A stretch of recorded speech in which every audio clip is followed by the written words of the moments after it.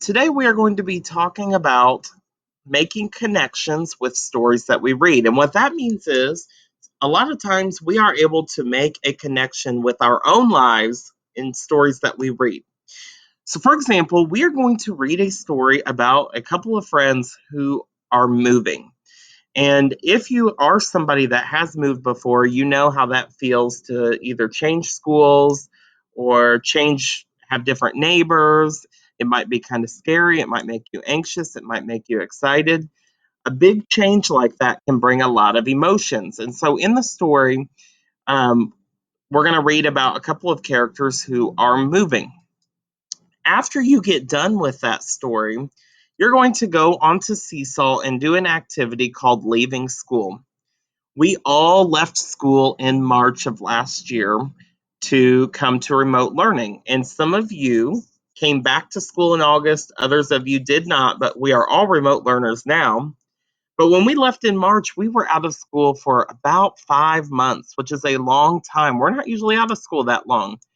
And so I want to know what your feelings were like leaving school. So, just like the story, now, we're not actually moving. You may not have actually moved like the characters in this story, but we did leave school. We left something that we were familiar with. And so I want to know what your thoughts were when we moved from being in school to at home learning. So in Seesaw, there's an activity where you can draw a picture and you can tell me how you felt about moving from being inside school to being at home, not moving houses. Now, make sure we follow the directions on that. When we are done, there should be one more activity for you to do today. Okay, so one of these activities you should have done, or we should have done all of them except for one of them. You're going to do the one activity that you have not done yet.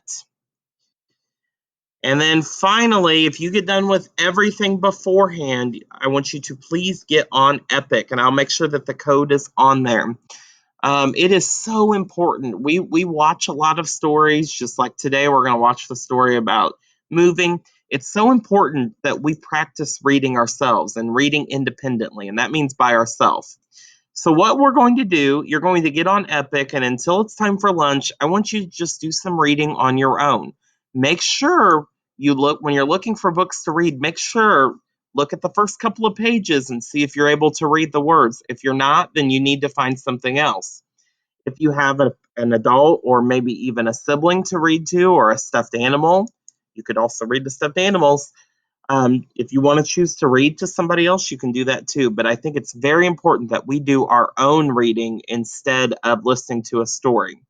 So please spend some time on Epic if you get done with everything, just reading on your own. After that, it is time for lunch, and then there are more directions in the Google Slides for your afternoon.